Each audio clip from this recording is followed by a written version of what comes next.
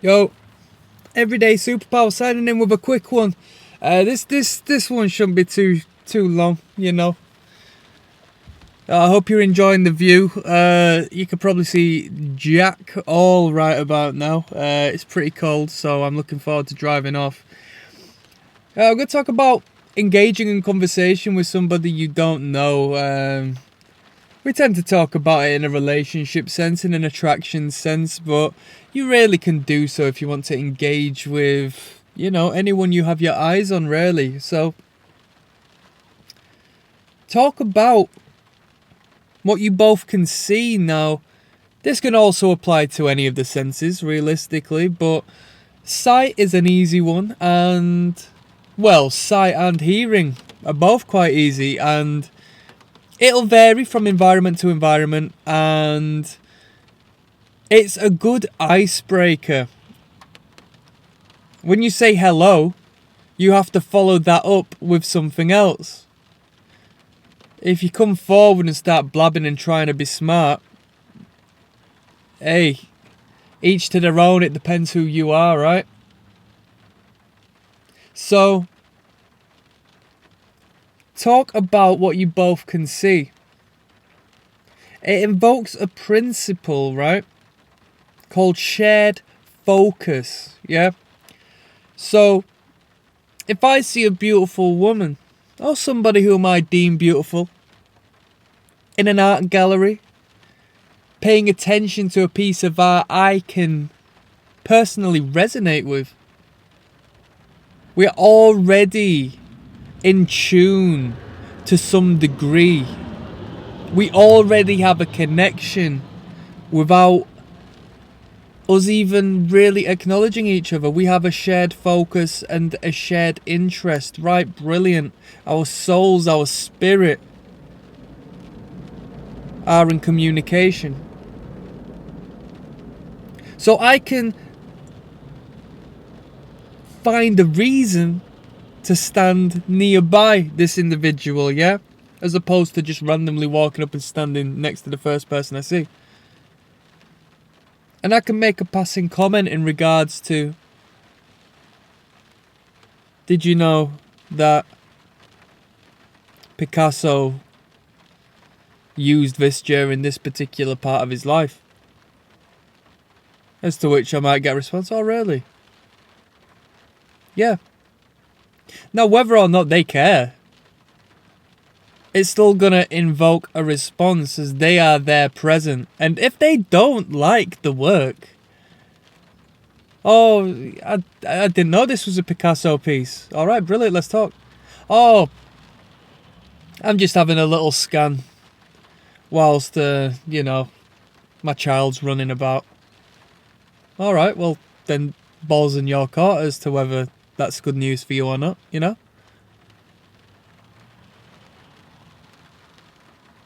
Oh, I'm just passing a little bit of time. I'm going to an event tonight, and it's raining outside, so I just thought I'd come in. Alright, brilliant. You see how the response is full of substance and direction, as opposed to trying to turn nothing into something through mundane small talk out of nowhere, like making a cold call.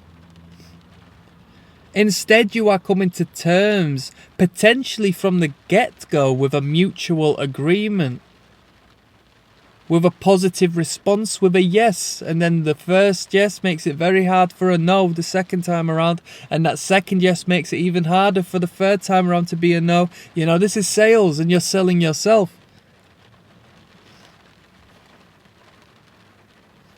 You are both relating to something external, so it's not overtly personal. A big, huge love bomb from the get-go that triggers the human into thinking, whoa, too close, too close. Especially a woman whose survival mechanism highlights men who may be potentially dangerous. An aversion to strangers, or an aversion, my bad. You both relate from the get-go to an external stimulus. You have triangulated the relationship. Just the third party isn't actually human. It is but a piece of work. It might be a sound, such as you attending a club night and speaking on the song. You find somebody is enjoying the music. You also enjoy the music. It's not going to hurt you to say, this is a great tune, innit? Or, you know, whatever your local dialect is. I doubt you're going to speak like that unless you're from my ends, but you know where I'm coming from. Now, that might not go anywhere from there. But you're probably going to get somewhat of a positive response, an acknowledgement of self and a smile as to when the night progresses, they will remember you and see you around, and it might have opened the door for further communication. That's how it works on a night out, right? You don't need to just go sell yourself from the get-go. You're going to be there for hours. If you're watching bands and you make a comment in regards to the support act, wow, I'm quite blown away. You know, I don't really expect much from the support acts. I mean, I'm here to see the headliner, but that was very impressive. What, you don't even ask. I was going to say, what do you think? But you don't even need to ask. It's just a statement, and they can join the party of communication if they want to do so. You're not a problem. You're both there for the same thing. You're obviously part of the same tribe, potentially, so why not speak to the individual whilst pointing the finger and the attention towards an external factor? You know? I mean, this is what governments do, let's be real. This is what governments and what exists beyond the governments do. They have a ulterior motive, but they'll point the finger elsewhere in order to, you know, distract. And it sounds sinister, because it is sinister when a government does it, but we're just trying to engage in an efficient way, in a joyful way, and express love and positivity to another human being who will feel good in return. That's the difference, yeah? It's an indirect means of engagement, and it's not a bad technique at all if it is an environment to do so. You don't want to go forth and lie. We don't do lying over here. We don't go out of our way to lie to people, alright? It's nonsense. If you want to attract someone and you want to be comfortable with someone and have them comfortable with you, it's very bad practice to go forth and make something up about that painting when you don't really like it, because not only non-verbally are you going to speak that you're lying and you're a liar, but just as a principle, you don't want to have the characteristics of somebody who lies to people, you know? So if you can't find anything to comment on, maybe it's in your best interest to leave it alone, because, you know, you thought she's alright, but not really into that. So by default, you are of a lesser,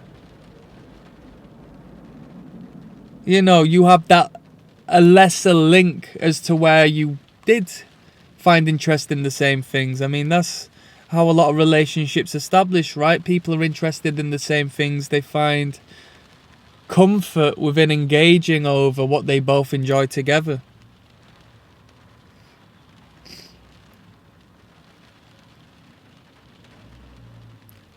When you actually get speaking to someone, and let me tell you right now, this is my way of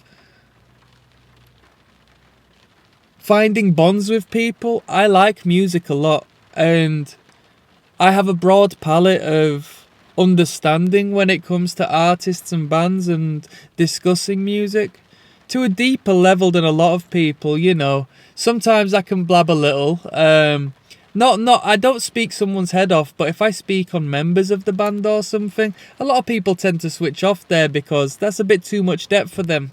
They just like a couple of tunes from the band, they'll say they're a fan, and then my perception of a fan's a little bit different, you know, because I'm submerged within that creative art.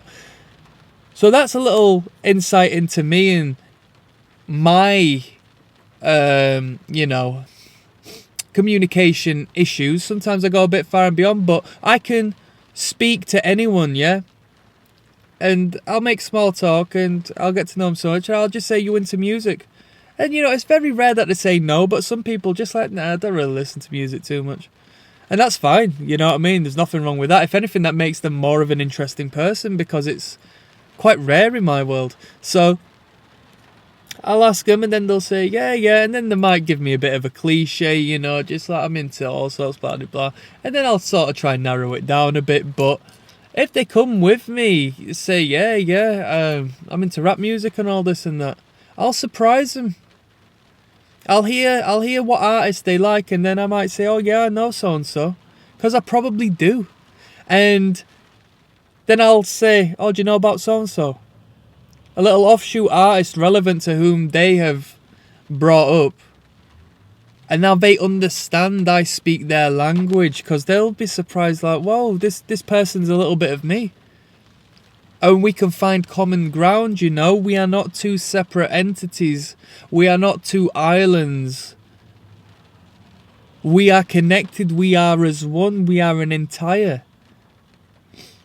So it's a very efficient, effective way of genuinely creating honest communication and very enjoyable communication between those who you want to discover.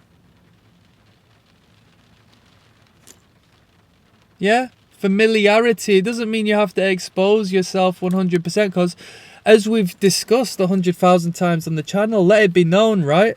They don't give a flying hoot about your music taste. For the most part, they're not even going to ask, you know?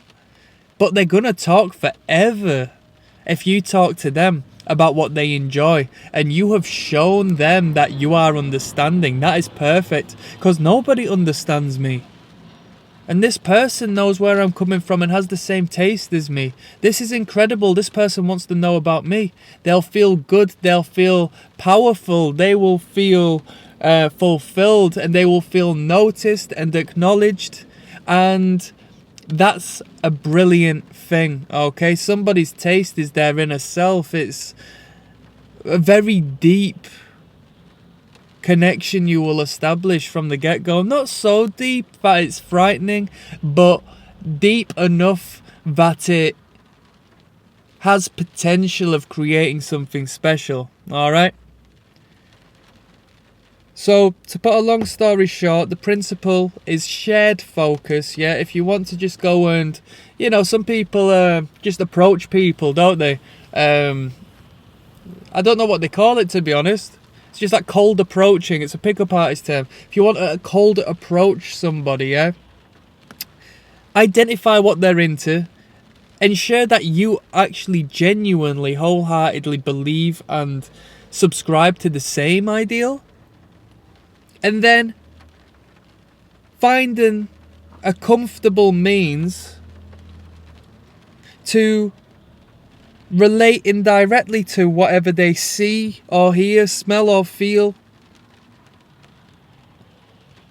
and direct the attention to this third party that you yourself have set up, as opposed to them or you. This is the middle ground. Click subscribe. I'm signing out. One love.